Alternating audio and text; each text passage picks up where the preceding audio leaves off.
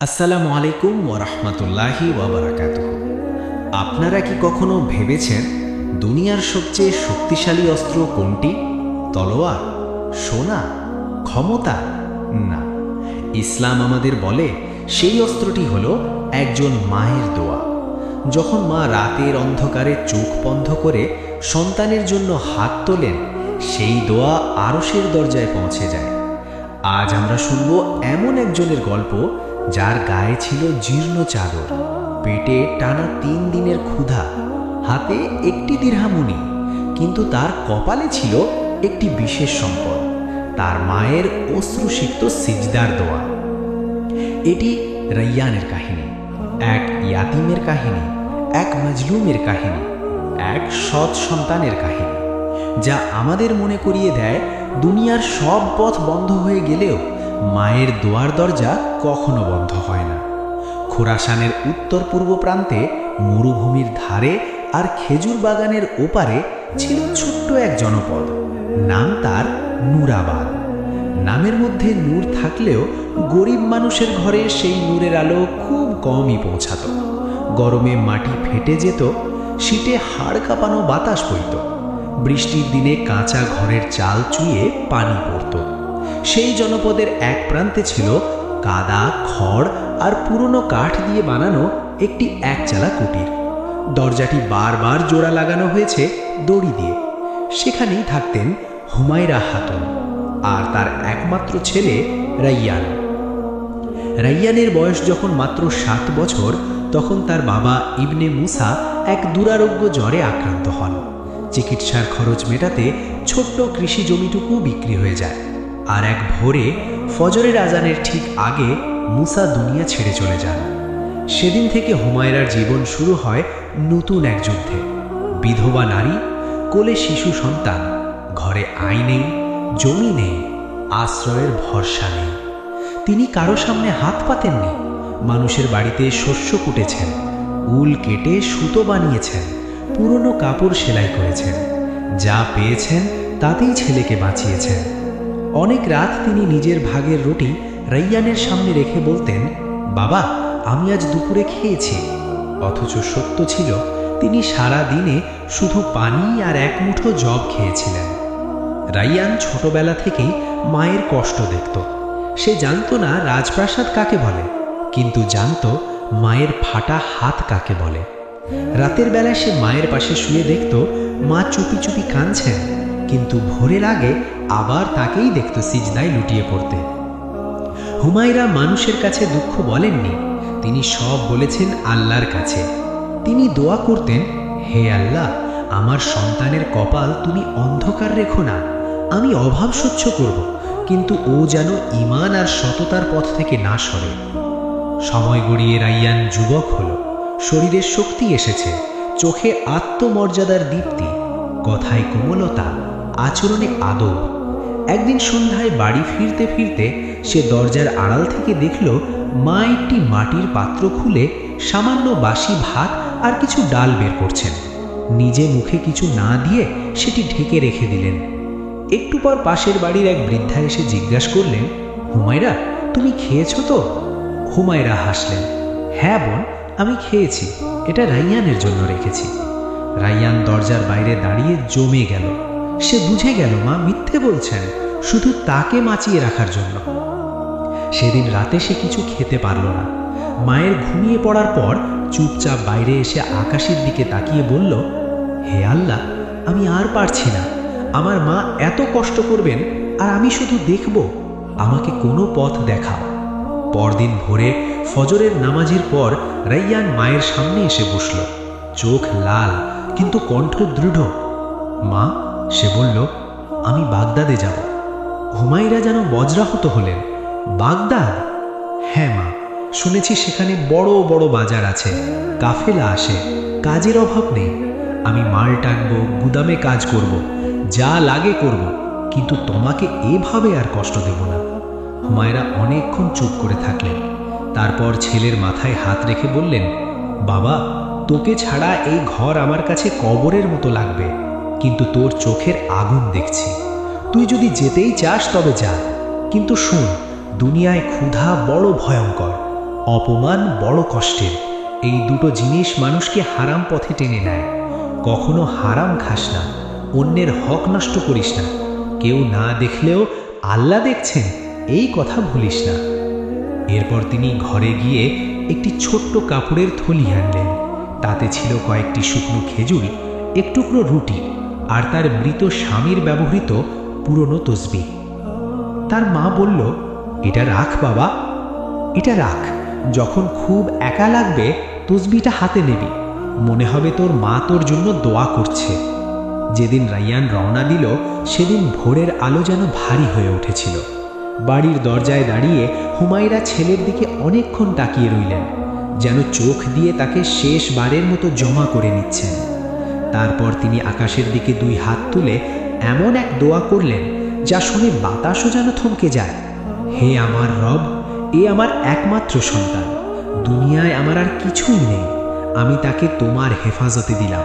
ওর সামনে যদি আগুনও আসে তুমি তা শীতল করে দিও, যদি অন্ধকার আসে তুমি ওর জন্য নূর বানিয়ে দিও। রাইয়ান মায়ের পা চুমু খেল, মাথা নত করল।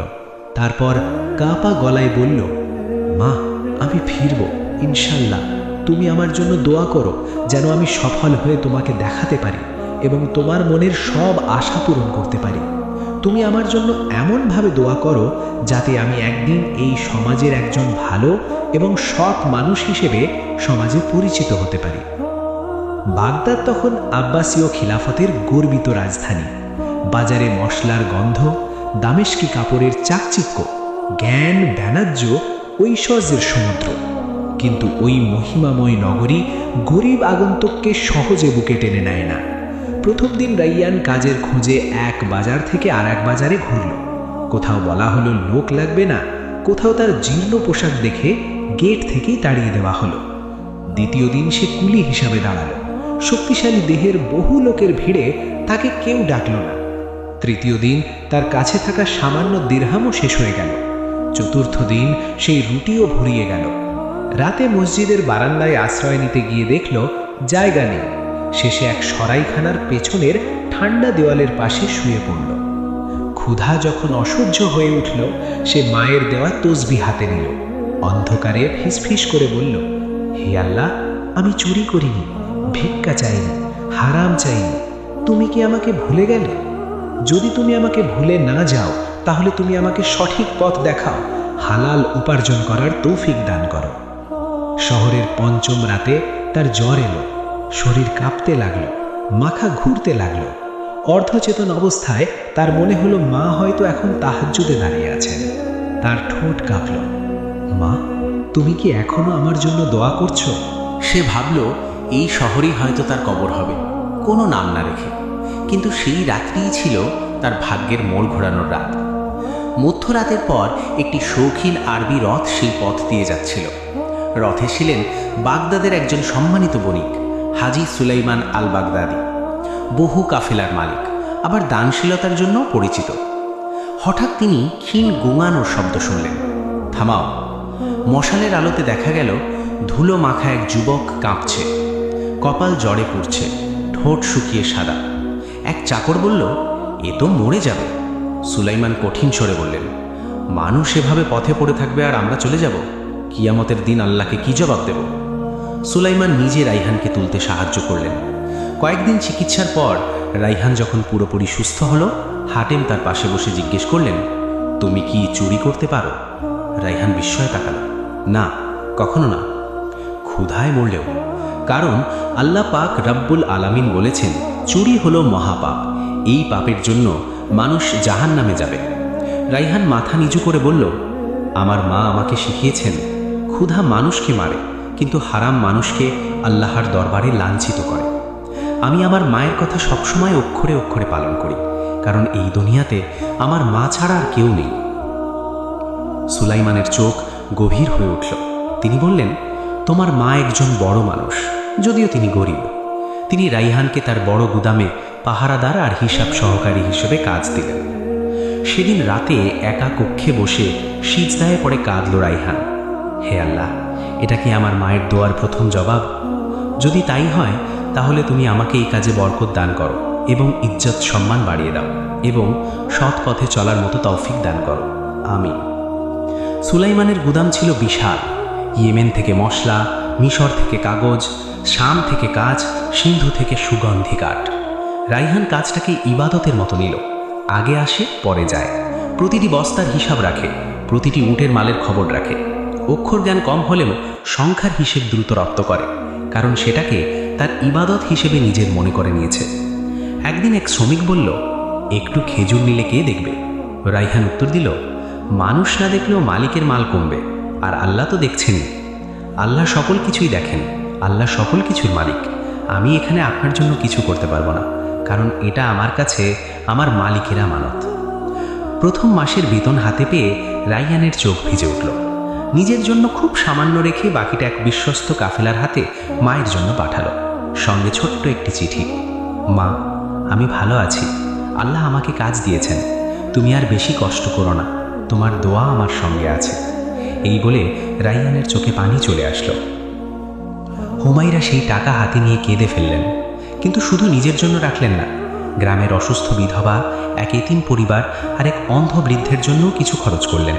তিনি বললেন, আমার ছেলে হালাল আয় করছে, এই আয়ের মধ্যে বরকত আছে, তোমরা সবাই আমার ছেলের জন্য দোয়া করো, আল্লাহ যেন তাকে কবুল করেন এবং আল্লাহ যেন তার কাজে বরকত দেন, আমিন। বছর ঘুরল। রাইহান এখন কেবল পাহারাদার নয়, গুদামের সবচেয়ে নির্ভরযোগ্য কর্মচারী। একদিন সুলাইমান তাকে ডেকে বললেন, আমি তোমাকে পরীক্ষা করেছি, তুমি প্রলোভন ঠেকিয়েছ, মানুষ সামলেছ, আজ থেকে তুমি ভেতরের দপ্তরে কাজ করবে। আমার মনে হয়েছে তুমি একজন সৎ মানুষ এবং তুমি তোমার মায়ের আদর্শকে ধারণ করো। এভাবে রাইহান ধীরে ধীরে হিসাবরক্ষক, তারপর তদারকিকারী, আর কয়েক বছরের মধ্যে অফিসের প্রধান ব্যবস্থাপক হয়ে উঠল।